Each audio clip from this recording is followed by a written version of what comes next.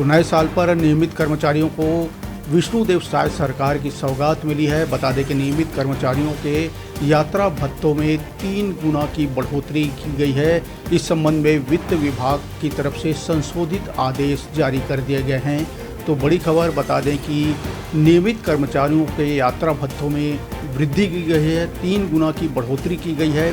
बता दें छत्तीसगढ़ सरकार ने नए साल से पहले सरकारी कर्मचारियों के लिए बड़ी राहत देते हुए यात्रा भत्तों में वृद्धि करने का निर्णय लिया है। वित्त विभाग से इसके संबंध में संशोधित आदेश भी जारी कर दिए गए हैं।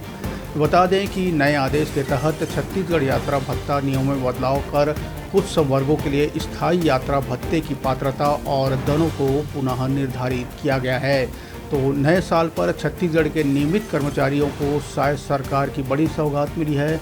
उनके यात्रा भत्तों में 3 गुना की बढ़ोतरी की गई है।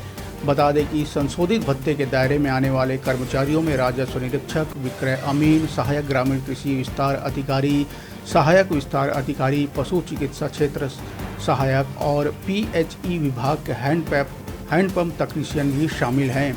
इन कर्मचारियों को अब 350 रुपये के बजाय 1200 रुपये मासिक यात्रा भत्ता दिया जाएगा।